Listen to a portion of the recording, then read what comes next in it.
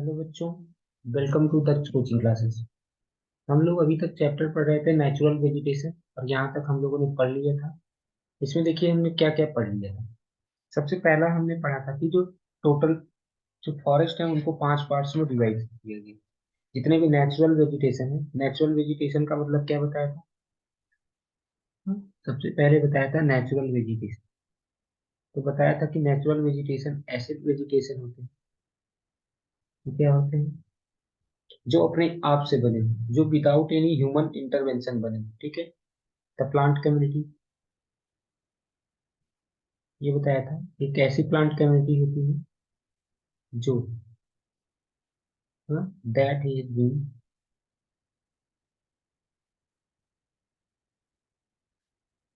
Left.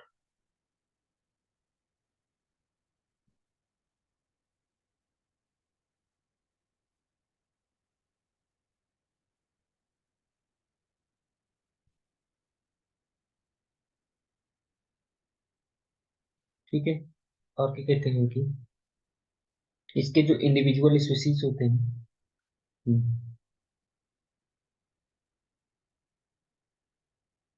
ये किसके ऊपर डिपेंडेंट होते हैं? Individual species.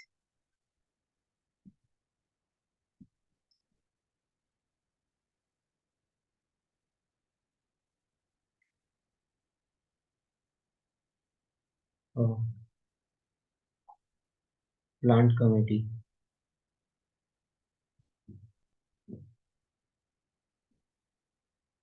कैन डेवलप अपने आप को, क्या कहते हैं, can adjust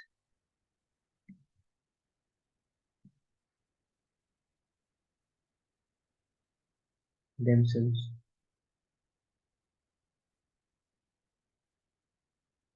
climate.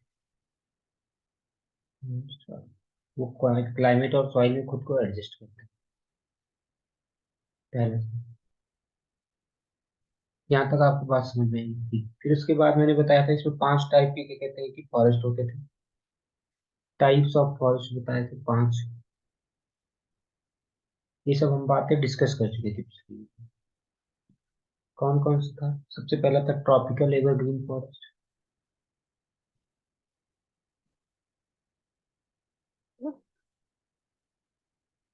And semi evergreen forest.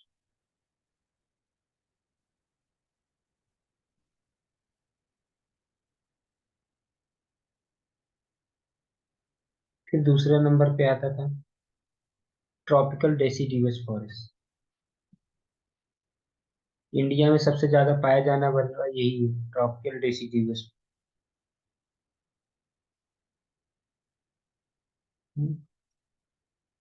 Tropical deciduous forest. फिर तीसरा बताया था ट्रॉपिकल थॉर्न फॉरेस्ट।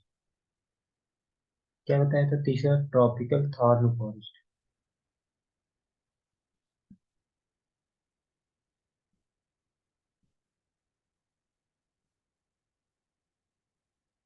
फिर चौथा बताया था माउंटेन फॉरेस्ट। चौथे का नाम था माउंटेन फॉरेस्ट।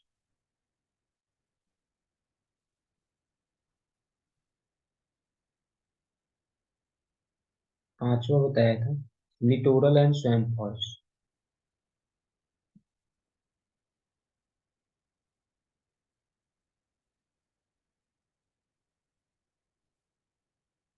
और याद हो तो हमने पिछली वीडियो में ये ये ये और ये पढ़ लिए थे। हाँ, tropical evergreen forest, mountain forest वगैरह वगैरह सब पढ़ लिए थे। ठीक है। थोड़ा सा जस्ट ऐसे रिवाइज करेंगे कि ट्रॉपिकल एवरग्रीन फॉरेस्ट में, ट्रॉपिकल एवरग्रीन फॉरेस्ट में यहाँ पे वार्म एंड ह्यूमिड क्लाइमेट चाहिए था। क्या चाहिए था? Warm and humid climate. दूसरा चीज यहाँ पे और एक क्या चाहिए था? वार्म एंड ह्यूमिड क्लाइमेट के साथ में more than 200 annual rainfall, more than 200 centimetre. यहाँ एनुअल रेनफॉल कितना होना चाहिए? Annual rainfall more than 200 centimetre.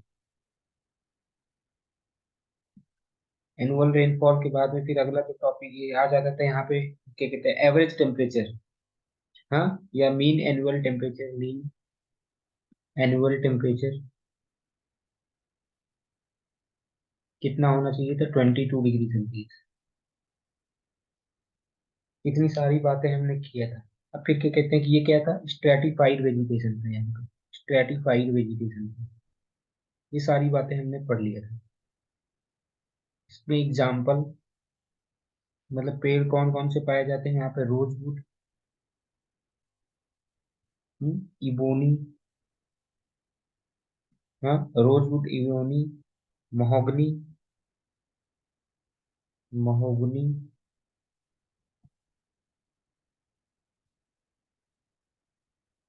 और क्या कहते हैं, चीनी। ये चार थे, हमने पढ़ रखा था, ये यहाँ पे पाया जाता है। एरिया कौन से एरिया में पाया जाता है, ये भी बताया था। एरिया क्या था, एरिया का नाम था, जैसे कि कहते हैं कि western slope of Western Ghat, western slopes of Western घाट।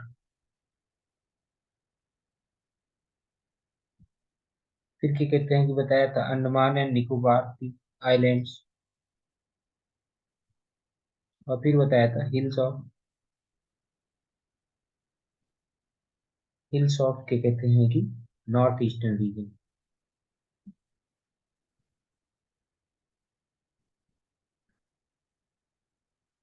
और फिर लास्टली क्या कहते हैं कि बताया था इसमें जो पेड़ होते थे वो क्या कहते हैं कि हाइट जो होती थी, हाइट जो होती थी, हाइट, वो लगभग लगभग 6 सेंटीमीटर 60 मीटर होती थी। जो एवरेज हाइट होती थी यहाँ पे, क्या कहते हैं कि हाइट जो होती थी वो लगभग लगभग कितना होती थी, 60 मीटर। यहाँ तक 60 या उससे ज्यादा ही होती। इतनी बातें हमने पढ़ी थी ट्रॉपिकल एवरग्रीन फॉरेस्ट। फिर अगला जो सेकंड नंबर पे आता है उसका नाम था tropical deciduous forest, tropical deciduous forest.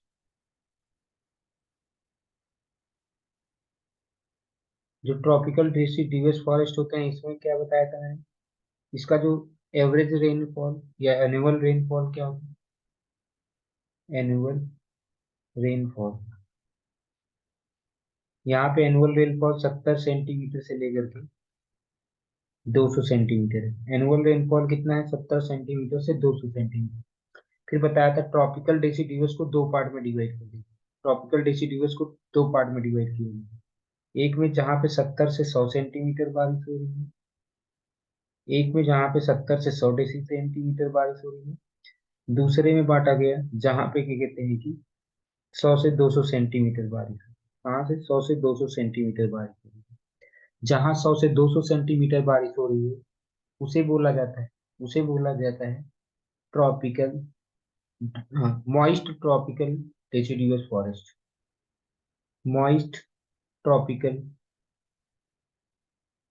Deciduous forest.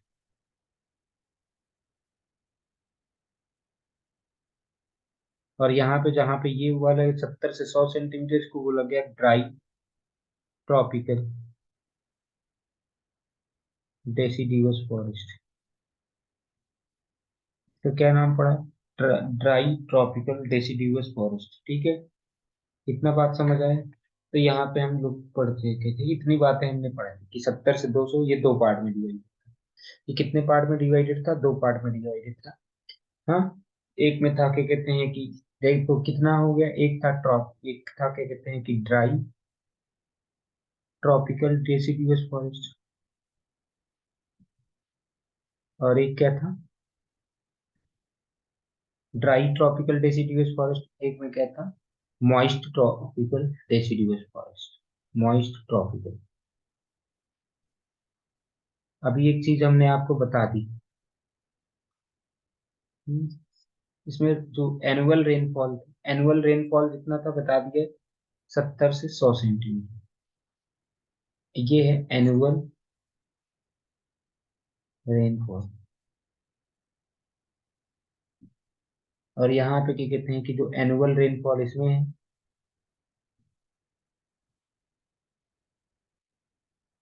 ये एनुअल रेनफॉल यहाँ पे कितना है, क्या कहते हैं कि 100 से 200 centimetre.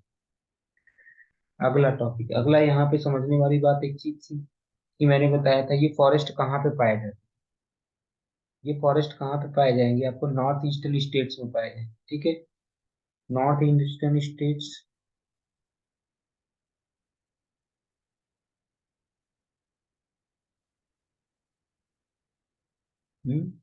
along with foothills of Himalaya,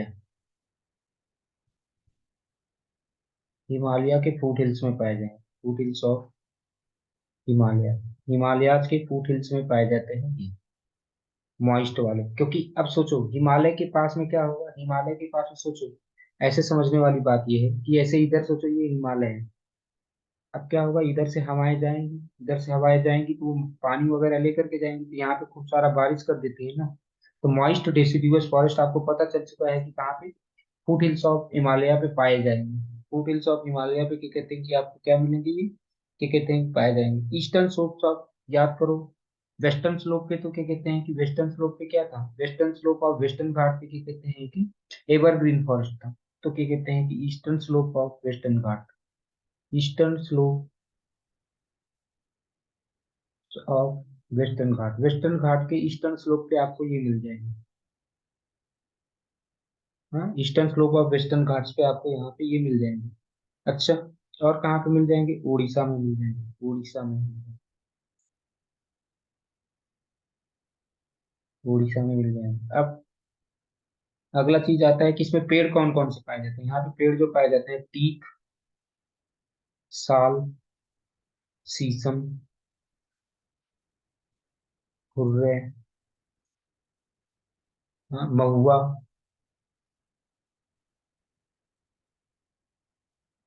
क्या मिलेंगे आपको यहाँ पे, महुआ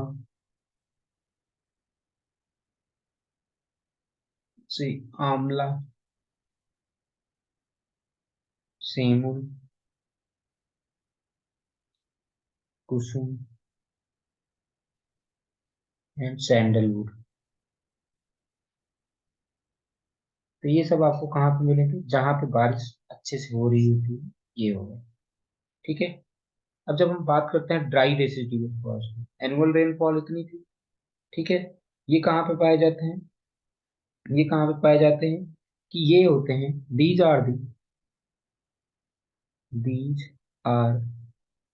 दी ट्रांजिशन जोन में होते हैं। ये क्या कहते हैं कि ये होते हैं ट्रांजिशन होते हैं, किसमें, मॉइस्ट डेसिडुअस और क्या कहते हैं कि thorn forest. These are the on the margins of, on the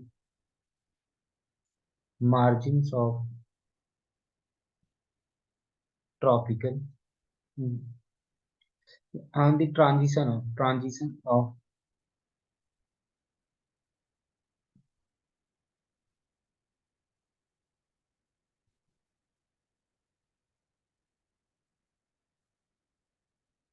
tropical, moist tropical deciduous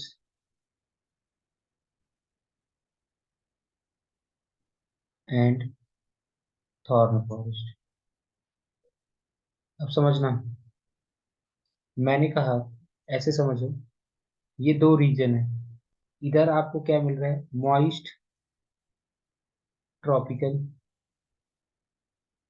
डेसिडिवस forest,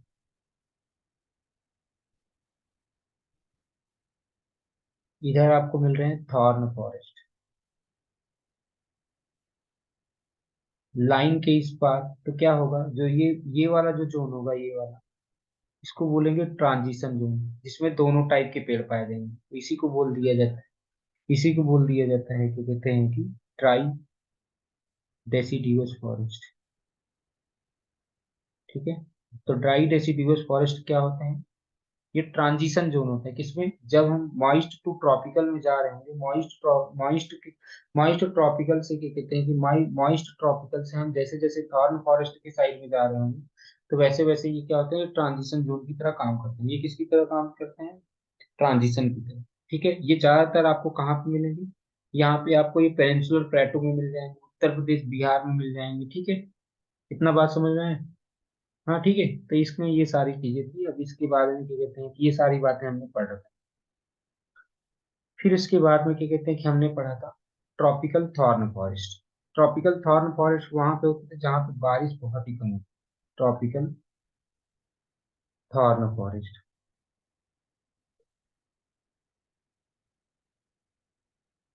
tropical thorn forest कहाँ पे पाए जाते थे? ट्रॉपिकल थॉर्न फॉरेस्ट वहीं पे पाए जाते थे जहां पे बारिश बहुत ही कम होती।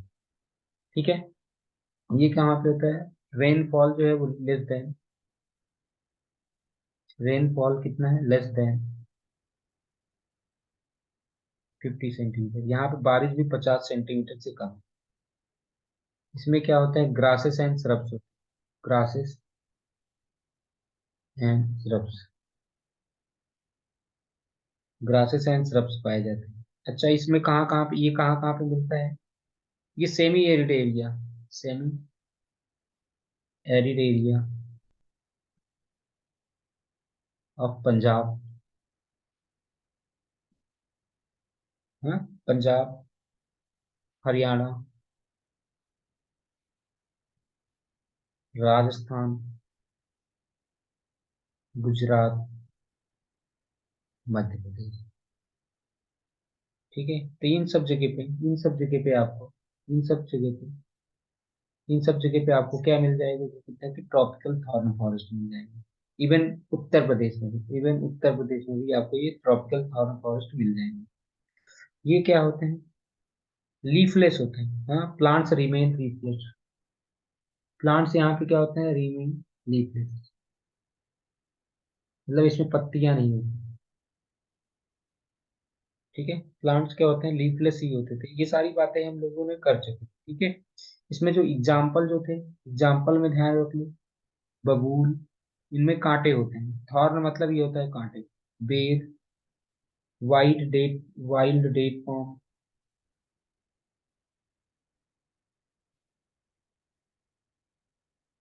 खैर, और क्या कहते हैं? नीम, खेजड़ी,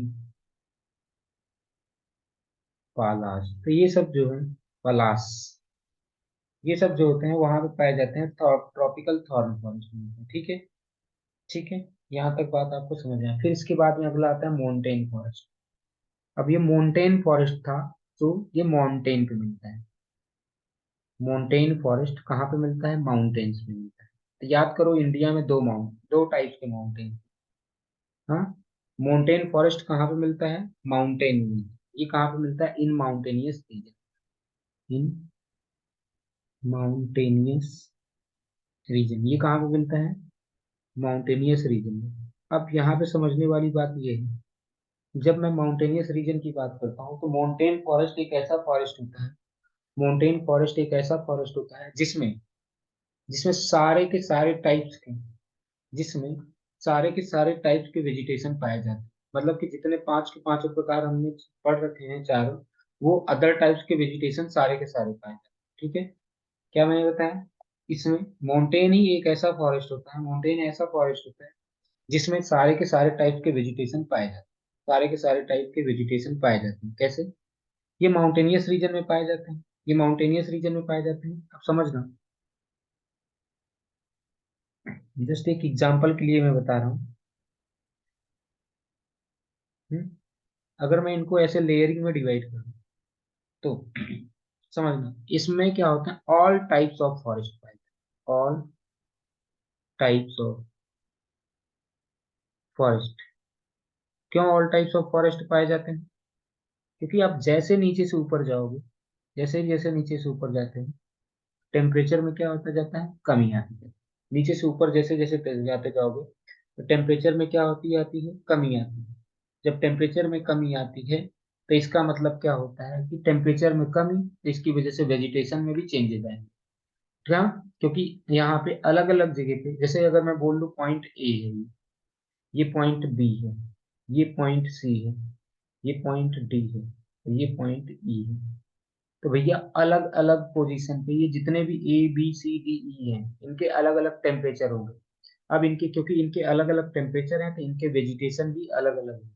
क्योंकि यहाँ पे इन सब के टेम्परेचर अलग अलग है, तो यहाँ पे वेजिटेशन भी क्या होते हैं? अलग अलग है। तो यहाँ पे ध्यान रख लो, यहाँ पे सारे के सारे पाए जाते हैं। ट्रॉपिकल से शुरू करोगे, tropical to tundra, all type of vegetation मिलेंगे, ट्रॉपिकल से लेकर के टुंड्रा तक के सारे टाइप के वेजिटेशन मिलेंगे। ठीक है, tropical to tundra all type of vegetation आपको ये मिलने वाला है। ट्रॉपिकल टू टुंड्रा आपको सारे टाइप्स के वेजिटेशन मिलेंगे। ठीक है, इतना बात समझ में आई नहीं समझे? हाँ, इतना बात समझ आए कि इतना बात आपको समझ में आ गया होगा। अगर हम देखें तो ऐसे इस रीजन को मैंने बताया कि A B C D, क्योंकि इनके सब पे अलग अलग टेम्परेचर है तो अलग अलग यहाँ पे, तो यहाँ पे ऑल टाइप्स ऑफ फॉरेस्ट पाए जाते हैं। इसमें mountainous region, tropical to tundra, हर एक प्रकार से। ट्रॉपिकल टू टुंड्रा का मतलब होता है कि ट्रॉपिकल, सब ट्रॉपिकल, हाँ, ये सारी चीजें इसमें आ जाएंगी। तो सबसे पहला चीज यहाँ पे समझते हैं कि इतना बात तो समझ में आ गया कि सारे के सारे टाइप के मिलेंगे। अब सबसे पहला देखते हैं। सबसे पहला डेसिडुअस फॉरेस्ट आपको मिलेंगे, फूट हिल्स, मतलब यहाँ पे आपको, यहाँ पे फूट हिल्स की बात कर रहे हैं। यहाँ पे आपको क्या मिलने वाले हैं? Deciduous forest. यहाँ पे आपको मिलने वाले हैं डेसिडुअस फॉरेस्ट। याद करो, यहाँ पे ट्रॉपिकल डेसिडुअस फॉरेस्ट मिलते हैं। ये नीचे फूट हिल्स में आपको क्या मिलने वाला है? Tropical deciduous forest. हाँ, ये फूट हिल्स का मतलब हो गया, ये तो पहाड़ के पैरों के नीचे, तो ये भी हटा दें। हाँ, एकदम नीचे आपको क्या मिलने वाला है? एकदम नीचे आपको क्या मिलने वाला है? फूट हिल्स, एकदम समझ लो नीचे पे, एकदम नीचे के पार्ट पे आपको क्या मिलने वाले हैं? यहाँ पे समझ लो ऐसे। हाँ, ये इस वाले रीजन में एकदम सबसे निचले पार्ट में आपको क्या मिलने वाला है? Deciduous forest. यहाँ पे सबसे निचले वाले फॉरेस्ट में डेसिडुअस फॉरेस्ट। फिर इसके ऊपर जाओ, इसके ऊपर जैसे जाओगे तो इसके बाद में क्या होता है? Wet temperate. जब 1000 से 2000 मीटर, मैंने बताया यहाँ से 1000 से 2000 मीटर तक की बात करूंगा तो आपको क्या मिलेंगे यहाँ पे? टेम्परेट। क्या मिलेंगे? यहाँ पे टेम्परेट टाइप ऑफ फॉरेस्ट मिलेंगे, टेम्परेट टाइप्स ऑफ फॉरेस्ट।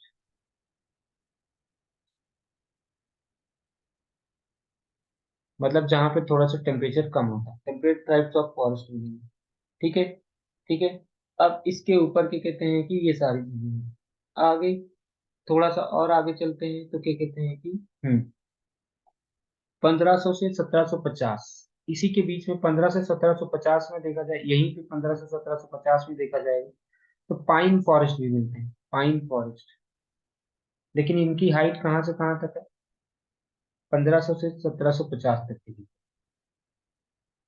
तो उसी में क्या मिल जाएंगे आपको? पाइन फॉरेस्ट भी मिल जाएंगे, पाइन फॉरेस्ट भी मिल जाएंगे। ठीक है, ठीक है। यहाँ पे ये हो गया। देवदार, थोड़ा सा क्या कहते हैं कि देवदार वगैरह यहाँ पे मिल जाएंगे। इतना समझ आ चुका हो? थोड़ा सा और ऊपर जैसे जैसे जाएंगे, यहाँ पे थोड़ा सा और ऊपर जाएंगे तो आपको ब्लू पाइन मिल जाएगा। क्या मिल जाएगा? Blue pine. ब्लू पाइन आपको कहाँ पे मिल रहा है? 3000 से लेकर के 2225 से लेकर के 308048 मीटर, यहाँ पे आपको क्या मिल जाएंगे? ब्लू पाइन मिल जाएंगे।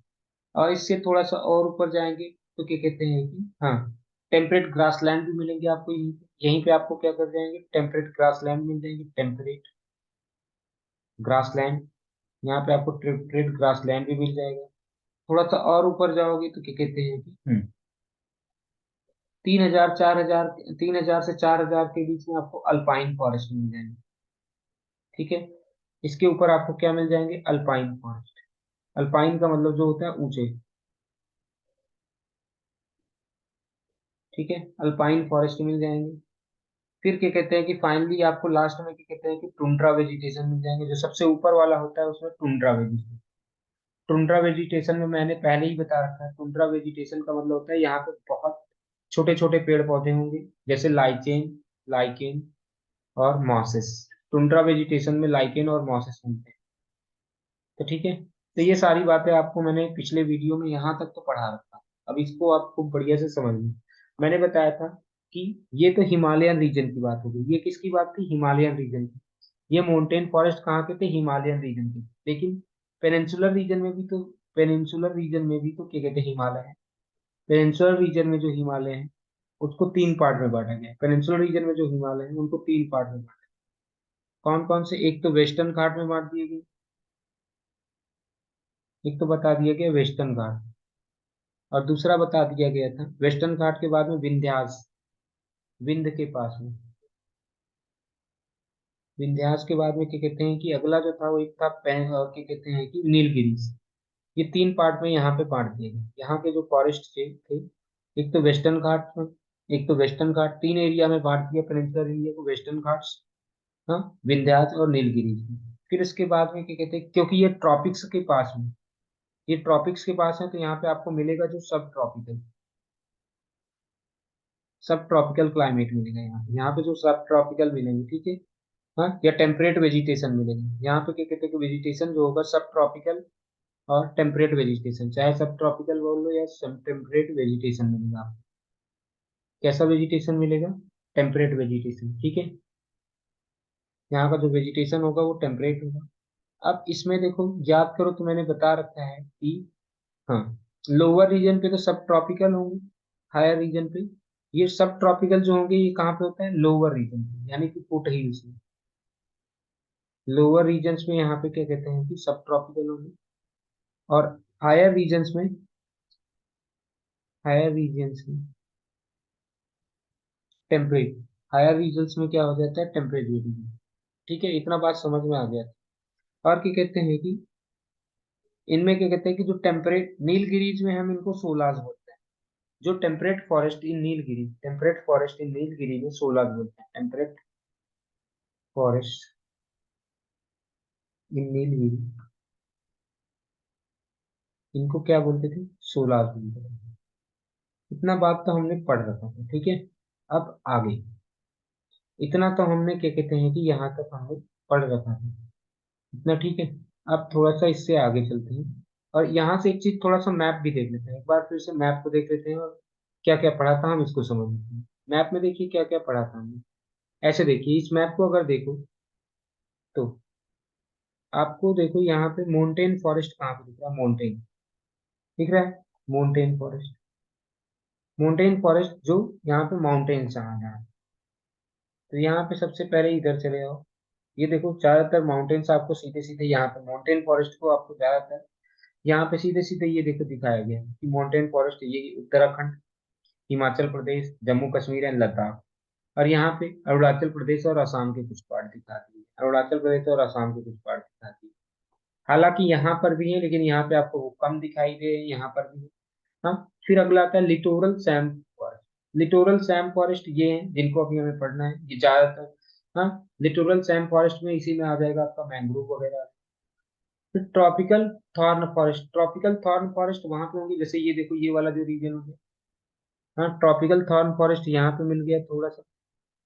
फिर उसके बाद में क्या कहते हैं कि ट्रॉपिकल थॉर्न फॉरेस्ट आपको यहाँ पे थोड़ा सा दिख गया, और राजस्थान में ये देखो, पंजाब, राजस्थान, ये देखो पंजाब, हरियाणा, राजस्थान, कुछ पार्ट एमपी का, ओके, गुजरात। तो यहाँ पे आपको ये मिल गया यहाँ पे। फिर उसके बाद में ट्रॉपिकल डेसिडिवस, देखो ट्रॉपिकल डेसिडिवस पूरे में ही फैला हुआ है, ये ट्रॉपिकल डेसिडिवस ही पूरे में सबसे ज्यादा ट्रॉपिकल डेसिडिवस है।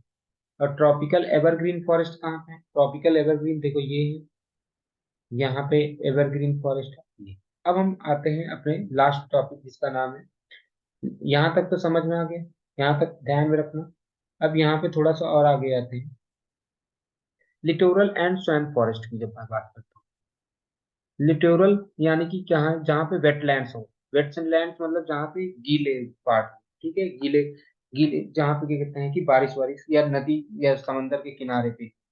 India has a rich variety of wetland, हाँ, हैबिटेट्स। यहाँ पे wetland habitat 70% of this comprise area, हाँ, पैडी कल्टीवेशन। जितना भी वेटलैंड हैबिटेट्स है, उसमें 70% पार्ट में क्या होता है? पैडी, पैडी मतलब होता है धान की खेती, इसकी खेती होती है धान की खेती। The total area of wetland is, wetland का जो एरिया है 3.9 मिलियन हेक्टेयर। टू साइड्स, जैसे चिलिका लेक, चिल्का लेक कहाँ पे? ओडिशा में है। चिल्का लेक कहाँ पे? ओडिशा में है। और केवला देव, हाँ, केवला देव नेशनल पार्क जो है भरतपुर, ये राजस्थान में, Keoladeo national park Bharatpur Rajasthan में, are protected as water fowl habitats under the convention of wetlands of international importance Ramsar convention. तो ये क्या कहते हैं कि यहाँ पे क्या कहते हैं कि जो वाटर में रहने वाले क्या कहते हैं कि, हाँ, एनिमल्स या पक्षी होंगे उनको बचाने के लिए कहते हैं कि ये किया गया है, ठीक है। अब अगला आता है यहाँ पे, the countries wetlands have been grouped into 8 categories. जो ये कंट्री का जो वेटलैंड है उसको 8 कैटेगरी में बांटा गया है। कितने कैटेगरी में? 8 कैटेगरी में। Reservoirs of the Deccan plateau in south, हाँ, together with lagoons and wetlands of the southern west. यानी कि यहाँ पे क्या कहते हैं कि पहला आएगा, पहला पार्ट जो है उसमें बताया गया कि रिजर्वायर्स ऑफ द डेक्कन प्लेटू के रिजर्वायर, ठीक है। अगला आ रहा है, दूसरा आ रहा है vast saline expenses of Rajasthan. Rajasthan में कह रहे हैं कि वास्ट सैलाइन एक्सपेंसेस, इसको बांट दिया गया। Rajasthan, Gujarat and Gulf of Kutch के पास की बात करती है। तीसरा, fresh water lakes and reservoirs from the Gujarat eastward to Rajasthan, Keoladeo National Park, Madhya Pradesh. यानी कि यहाँ पे फ्रेश वाटर लेक की बात कर लिया, सैलाइन की भी बात कर लिया, दोनों चीजों की यहाँ पे बात है। फिर तीसरा जो हुआ फिर कहते हैं, हाँ, तीसरा, तो ये भी हमने बात कर ली। चौथा, the delta wetlands and lagoons of India's coast Chilka lake. तो इसको क्या कहते हैं, किसमें बांट दिया गया, क्या कहते हैं कि, हाँ, इसको कर दिया गया है the delta wetlands and lagoons of India east coast. जैसे चिल्का लेक, यानी कि चिल्का लेक उड़ीसा के पास में था ना, तो इधर वाले रीजन को अलग से कर दिया गया।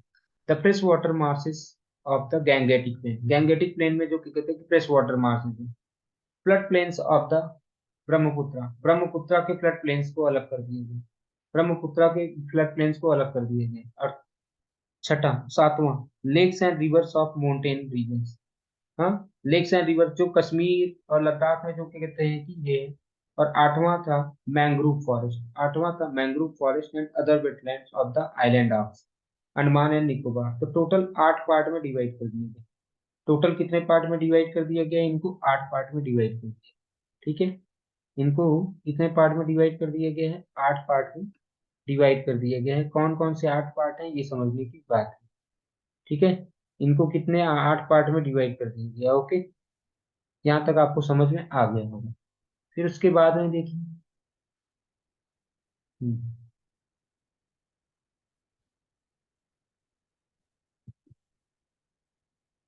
तो देखते हैं सबसे पहले किसमें इनको अलग किया गया है।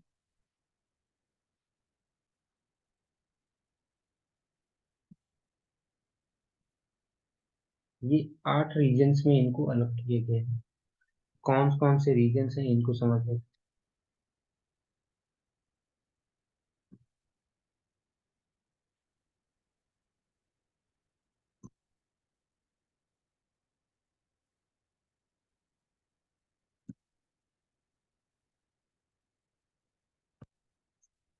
तो ये देखिए, 1 मिनट बस, यहाँ पे देखिए,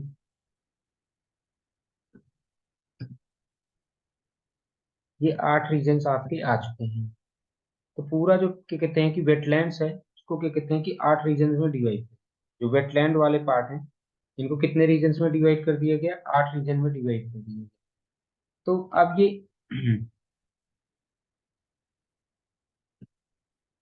1 मिनट बस, ये हो जाएगा ताकि ये आपको एक जगह पे मिल जाए, ज्यादा सही है।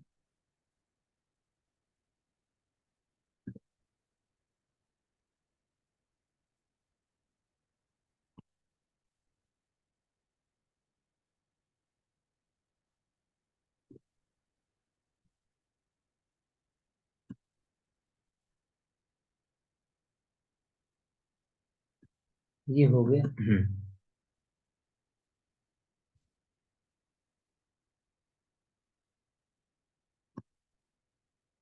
हाँ, तो ये देखिए, ये 8 के 8 आ गए यहाँ पे।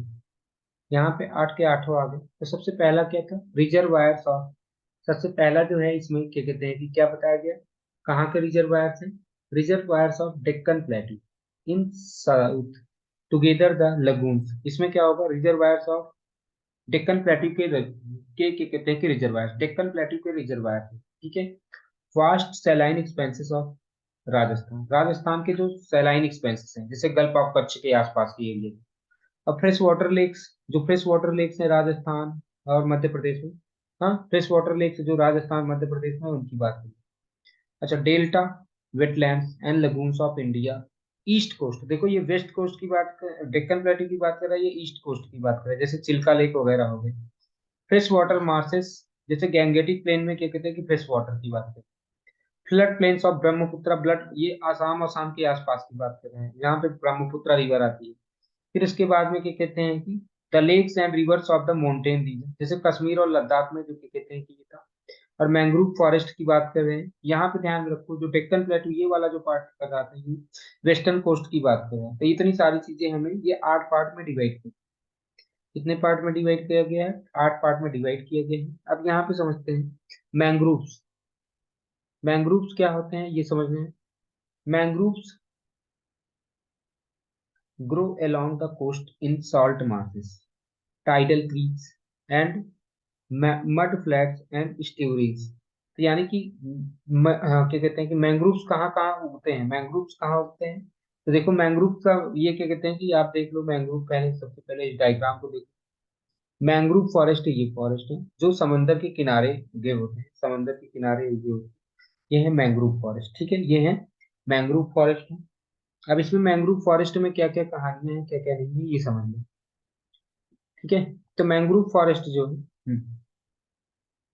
तो मैंग्रोव फॉरेस्ट की जब मैं बात करता हूँ तो ये कहाँ पे उगते हैं ये ध्यान रखो। Mangrove grow along the coast in the salt marshes, जहाँ पे क्या कहते हैं कि सॉल्टी मार्सेस होता है वहां पे। दूसरा चीज क्या कहते हैं कि टाइडल क्रीक्स।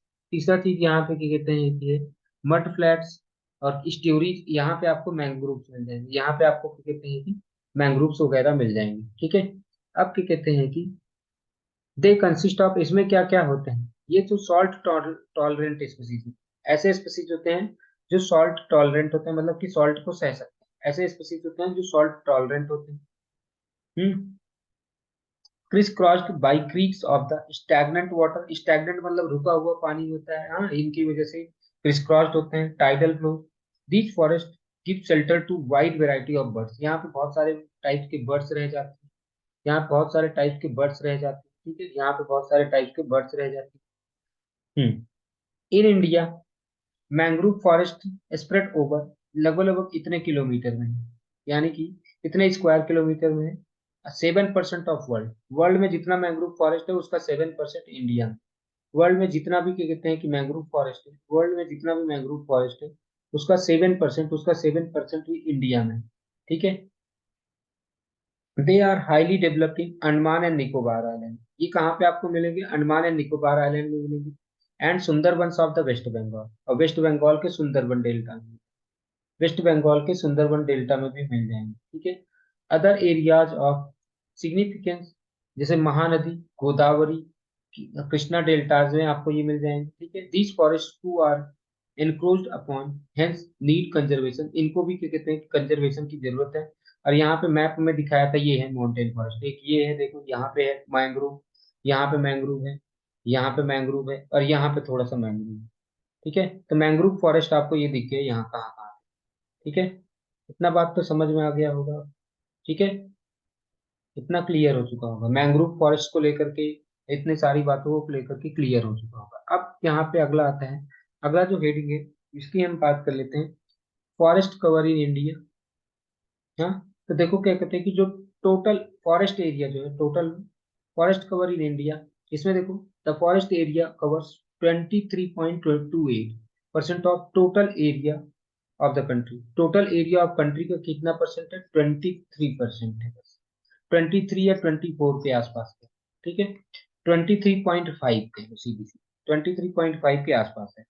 तो यहाँ पे ध्यान में रखने वाली है कि ध्यान रख लो कि फॉरेस्ट एरिया अलग चीज होता है, फॉरेस्ट एरिया अलग होता है और फॉरेस्ट कवर अलग होता है। ठीक है, फॉरेस्ट एरिया और फॉरेस्ट कवर अलग अलग चीजें हैं। देखो, the forest area is the area notified and recorded at the forest land irrespective of existence of trees, while the actual forest cover is area occupied the forest with canopy। ध्यान में रखना, यहाँ पे दो वर्ड्स हैं, एक है forest area और एक है फॉरेस्ट कवर। जब मैं बात करूंगा फॉरेस्ट एरिया की, जब मैं बात करूंगा फॉरेस्ट एरिया की, अब ये वो एरिया होते हैं जहाँ पे पेड़ होते हैं। अब पेड़ अभी है या नहीं इससे नहीं मतलब है, ये वो एरिया है जो फॉरेस्ट वाले पार्ट है, जिनको हमने फॉरेस्ट का पार्ट माना है वो फॉरेस्ट एरिया है। पेड़ है या नहीं इससे नहीं मतलब है। लेकिन जब मैं बात करूंगा फॉरेस्ट कवर की, फॉरेस्ट कवर का मतलब होता है कि जहाँ पे क्या कहते हैं कि पेड़ है, हाँ, ट्रीज है, ट्रीज विद कनोपी। ठीक है, मैंने बताया कि फॉरेस्ट एरिया वो एरिया होते हैं जहाँ पे जो फॉरेस्ट लैंड होते हैं, फॉरेस्ट लैंड होते हैं उन्हें ही फॉरेस्ट एरिया बोला गया। अब इससे नहीं मतलब कि क्या कहते हैं कि उसमें फॉरेस्ट वहां पर अभी पेड़ है या नहीं, क्योंकि फॉरेस्ट एक्चुअल फॉरेस्ट कवर की बात करते हैं तो जहाँ पे फॉरेस्ट के द्वारा है, जो फॉरेस्ट के द्वारा कवर होंगे और साथ में उसमें कनोपीज होंगी। The former is based on the records of the state revenue deposit. पहला वाला जो होता है रिकॉर्ड की बात कर दिया जाता है कि इसका स्टेट रेवेन्यू डिपार्ट बताता है, स्टेट रेवेन्यू डिपार्टमेंट बताता है कि कितना फॉरेस्ट एरिया है, while the latter based on the aerial photographs. दूसरा वाला होता है फोटोग्राफ के बेसिस पे होता है। ठीक है, ठीक है। एक्चुअल फॉरेस्ट कवर इंडिया का है वो कितना है, 21.5%, 21% के आसपास है। ठीक है, फॉरेस्ट कवर का जो है। अच्छा ये ध्यान रख लेना, इतना इंपॉर्टेंट नहीं है बोर्ड के हिसाब से, इतना इंपॉर्टेंट नहीं है, इसको ज्यादा लर्न नहीं करना है। ठीक है, तो ये हो गया। Both forest area and forest cover vary from state to state. अलग अलग स्टेट में फॉरेस्ट एरिया भी, फॉरेस्ट कवर भी बदलते रहते हैं। लक्षद्वीप में कहाँ पे क्या कहते हैं कि 0% फॉरेस्ट एरिया, लक्षद्वीप में कोई फॉरेस्ट एरिया ही नहीं है। और वहीं पे निकोबार में क्या कहते हैं कि 86% के आसपास है। हाँ, 86 या 87% के आसपास है। ठीक है, most of the states less than 10% of the forest area in the north north and western part of the country में कितना 10% से भी कम फॉरेस्ट एरिया है, 10% से भी कम फॉरेस्ट एरिया है। और वहीं पे पंजाब की बात कर ले, पंजाब हरियाणा, हाँ, पंजाब हरियाणा और क्या कहते हैं कि यहाँ पे, हाँ, most forest in Punjab and Haryana have been cleared for cultivation. यहाँ पे 10 से 20%। तमिलनाडु और वेस्ट बंगाल में फॉरेस्ट एरिया आपको 10 से 20% मिल जाएगा। तो ये सारी चीजें हैं। गोवा के आसपास में गोवा हाँ, हाँ, India excluding Tamil Nadu, Dadra Nagar Haveli, the area under forest cover is 20 to 30%। ठीक है, इतना बात तो आपको समझ में आ चुकी। हिल टोपोग्राफी में जहाँ हैवी रेनफॉल होती है वहां पे फॉरेस्ट ग्रोथ ज्यादा होने के चांसेस रहते हैं। ये सारी बातें आ गई। हाँ, forest cover Jammu and Kashmir में जो फॉरेस्ट कवर है वो 9.56% है। और वहीं पे अंडमान एंड निकोबार में जो फॉरेस्ट कवर है वो क्या कहते हैं कि 84% के आसपास है। ठीक है, तो देख लेते हैं on the basis of percentage of actual forest cover. देखो एक रीजन है, हाँ, परसेंटेज जहाँ पे 40 से ज्यादा है तो उसे हायर कंसंट्रेशन बोला गया। और जहाँ से 20 से 40 में है वहां पे मीडियम कंसंट्रेशन है। जहाँ पे 10 से 20 है उसे लो कंसंट्रेशन बोला गया। और वेरी लो कंसंट्रेशन वाले एकदम 10।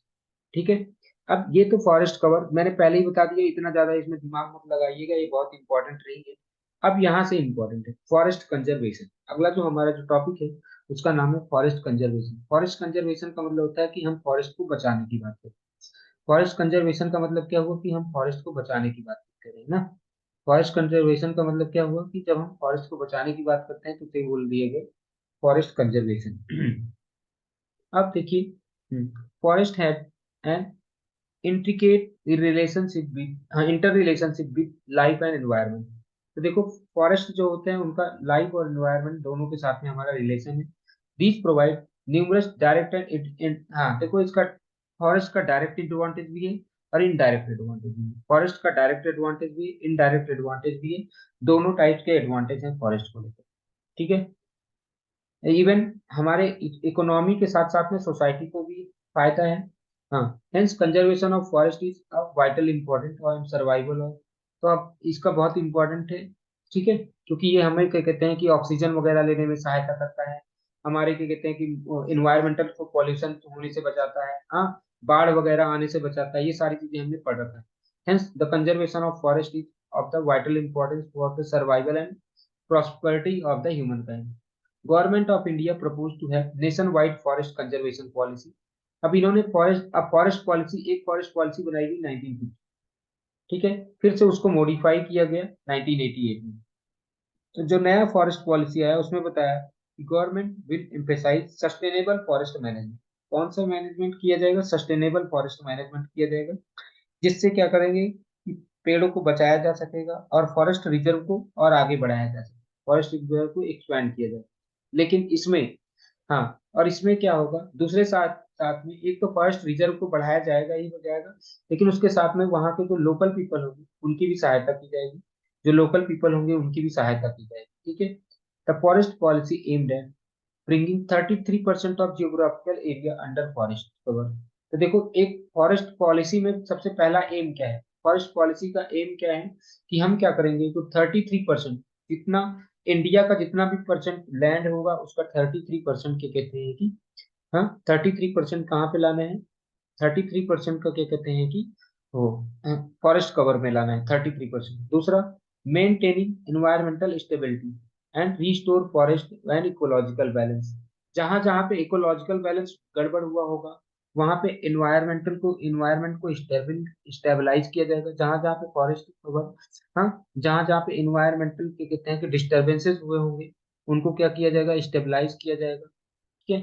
Conserving the natural heritage of the country, हाँ, नेचुरल हेरिटेज ऑफ कंट्री को बचाया जाएगा and it's biological diversity and genetic pool.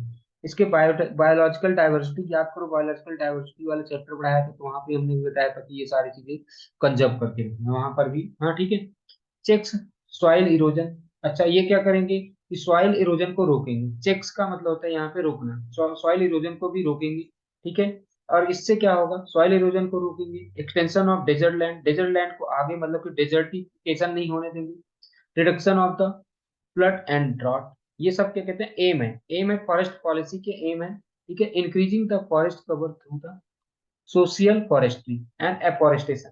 क्या करेंगे, फॉरेस्ट कवर को बढ़ाएंगे कैसे, सोशियल फॉरेस्ट्री के थ्रू। सोशियल फॉरेस्ट्री और क्या कहते हैं कि सोशियल फॉरेस्ट्री और एफॉरेस्टेशन के थ्रू, सोशियल फॉरेस्ट्री और एफॉरेस्टेशन के थ्रू क्या किया जाएगा, सोशियल फॉरेस्ट्री और एफॉरेस्टेशन के थ्रू हम फॉरेस्ट कवर को बढ़ाएंगे। ठीक है।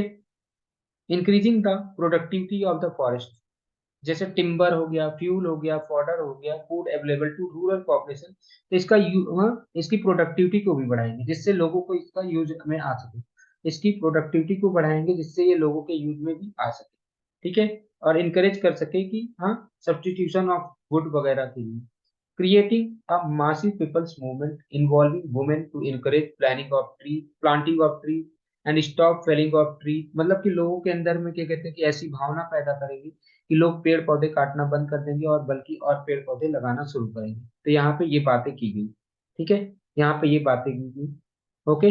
अब तो यानी कि हमारे यहाँ पे समझने वाली बात क्या है कि यहाँ पे देखो एक चीज लिखा हुआ है कि बहुत सारे ट्राइबल ग्रुप्स होते हैं जिनके लिए, हाँ, बहुत सारे ऐसे ट्राइबल ग्रुप्स होते हैं जिनके लिए उनका फॉरेस्ट ही उनका घर होता है। उनके लिए जीवन यापन करने का तरीका ही क्या है, फॉरेस्ट। उनका जो एग्जिस्टेंस होगा, दियर वेरी एग्जिस्टेंस केवल और केवल क्या है, फॉरेस्ट ही है। इट प्रोवाइड्स देम फूड, उनको फूड भी देता है, फ्रूट्स भी देता है, जितने भी टाइप के edible leaves, honey, nourishing roots and wild game, वो सारे की सारी चीजें फॉरेस्ट प्रोवाइड करता है। It provide them with the material to build their houses, जिससे वो अपना घर बना लेते हैं। हाँ, वो अपने आप को क्या कहते हैं कि अपने आर्ट को कर लेते हैं, अपने आर्ट का क्या कहते हैं कि प्रैक्टिस कर लेते हैं। And their importance of the forest in tribal economy is well known as they are the source of the sustenance and the livelihood for tribal community। Tribal community के लिए क्या कहते हैं कि वो क्या होते हैं, फॉरेस्ट क्या होते हैं उनके लिए जरूरी होते हैं। ठीक है। फॉरेस्ट जो होते हैं वो ट्राइबल के एग्जिस्टेंस के लिए, सस्टेनेंस के लिए बहुत जरूरी है। It is commonly believe that tribal communities live in harmony with nature and protect the forest. वो क्या होते हैं कि नेचर के साथ में समझ लो एक प्रकार की उनकी दोस्ती होती है। नेचर उनको प्रोटेक्ट करता है, वो नेचर को प्रोटेक्ट करते हैं, ऐसे। ठीक है। अभी तक, हाँ, टोटल 593 डिस्ट्रिक्ट्स में 188 have been identified as tribal district. Total 590 district हैं, 593 डिस्ट्रिक्ट हैं, जिसमें से 188 को क्या कहते हैं कि ट्राइबल डिस्ट्रिक्ट बोला गया है। The tribal district account for 59% of the total forest. जहां जहां पे ट्राइबल डिस्ट्रिक्ट है वहां पे आपको फॉरेस्ट कवर का 59% मिल जाएगा। कितना मिल जाएगा, 59% मिल जाएगा। और क्या कहते हैं कि 188 ट्राइबल डिस्ट्रिक्ट में से क्या कहते हैं कि 33% जो होंगे वो क्या कहते हैं कि, हाँ, 33% ऑफ द जियोग्राफिकल एरिया। ये कितने में है, जितने पूरे के 33% में है, ये पूरे एरिया के 33% एरिया में है। It demonstrate the tribal districts are generally rich in forest cover. यानी कि इससे पता चल रहा है कि सबसे ज्यादा आपको क्या कहते हैं कि जो फॉरेस्ट वगैरह मिलेंगे वो कहाँ पे मिलेंगे, फॉरेस्ट कवर सबसे ज्यादा आपको मिलेंगे ट्राइबल डिस्ट्रिक्ट में ही मिलेंगे, ठीक है।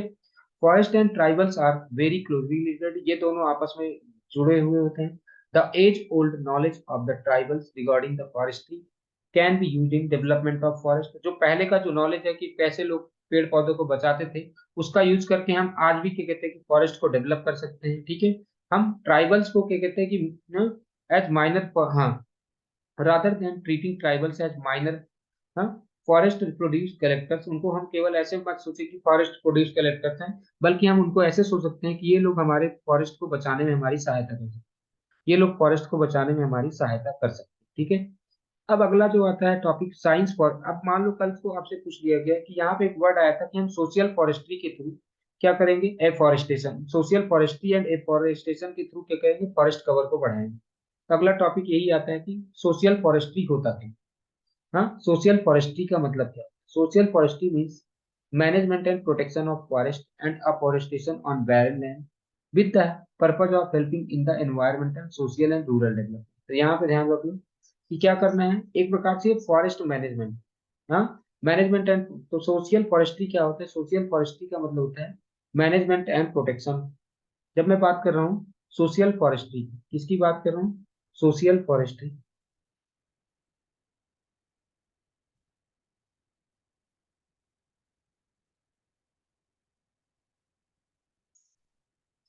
सोशल फॉरेस्ट्री की जब मैं बात कर रहा हूँ तो क्या क्या होगा इसमें। तो देखो भैया, सबसे पहला चीज इसमें क्या क्या आ जाएगा सोशल फॉरेस्ट्री में, सोशल फॉरेस्ट्री में आ जाएगा management, it is the management and protection of forest, management and protection of forest होगा। लेकिन कैसे, कैसे होगा, हाँ, फॉरेस्ट एंड अफॉरेस्टेशन, यहाँ पे पेड़ पौधे लगाए जाएंगे, अफॉरेस्टेशन का मतलब होता है पेड़ों को लगाना, कहाँ पे, ऑन बैरन लैंड, जहाँ पे क्या कहते हैं कि खेत बैरन जो पड़ा हुआ है, जहाँ पे खेती वेती नहीं की जा रही, ठीक है, विद पर्पज ऑफ हेल्पिंग। अब क्या पर्पज होता है विद, यहाँ पे खेती वो पेड़ लगाने का पर्पज क्या होता है, helping in environmental, environmental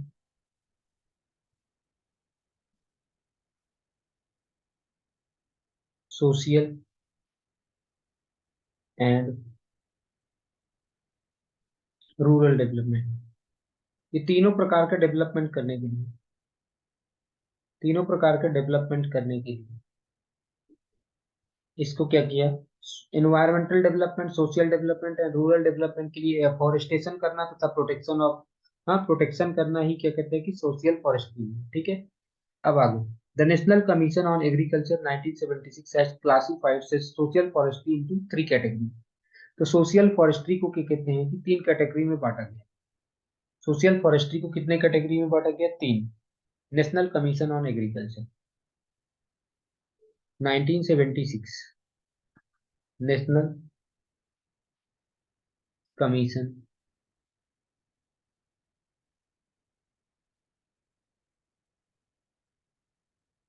on agriculture,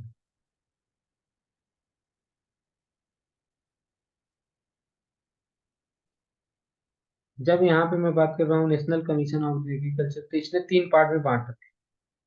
जो सोशल फॉरेस्ट्री है उसको तीन पार्ट में बांट रखे हैं, कौन कौन से, एक अर्बन फॉरेस्ट्री,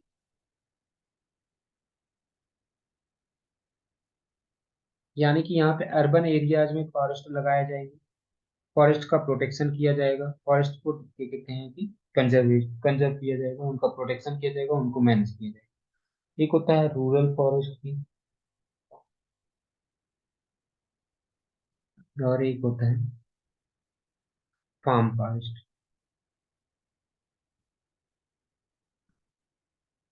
ठीक है। एक अर्बन हो गया, एक रूरल हो गया और एक हो गया फार्म फॉरेस्ट्री, ठीक है, तीन हो गए।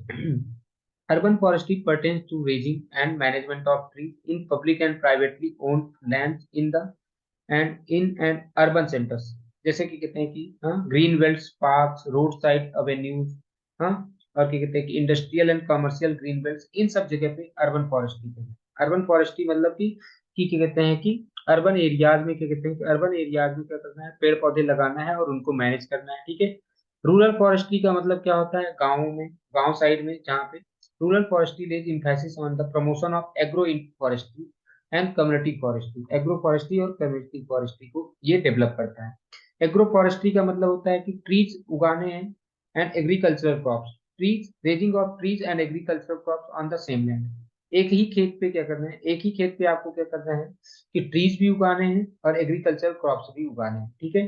इंक्लूसिव वेस्ट पैचेस, हाँ, it combines forestry with agriculture, यानी कि एग्रो फॉरेस्ट्री का मतलब हुआ कि फॉरेस्ट करना है साथ साथ में एग्रीकल्चर भी करना है, thus altering the simultaneous production of food, fodder, fuel, timber and fuel। मतलब इतने सारी चीजों को हम एक साथ में प्रोड्यूस कर रहे हैं। कम्युनिटी फॉरेस्ट्री कौन सी होती है, involves the raising the trees in the public and community land. जैसे क्या कहते हैं कि मंदिर हो गया, हाँ जैसे टेम्पल लैंड हो गया, रोड साइड हो गया, पास्चर जहाँ पे गाय भैंस चराने वाले जगह हो गया, कैनल बैंक हो गया, हाँ नहरों के किनारे के कहते हैं कि रेलवे लाइंस और स्कूल्स के आसपास में भी हम क्या करेंगे, कम्युनिटी फॉरेस्ट्री। कम्युनिटी फॉरेस्ट्री का मतलब क्या होता है, तो रूरल फॉरेस्ट्री में दो पार्ट कर दिए। रूरल फॉरेस्ट्री में कितने पार्ट कर दिए गए, दो। एग्रो फॉरेस्ट्री मतलब कि क्या कहते हैं कि एग्रो फॉरेस्ट्री, एग्रो फॉरेस्ट्री का मतलब होता है कि एग्रीकल्चर के साथ में खेती फॉरेस्ट को लगाना।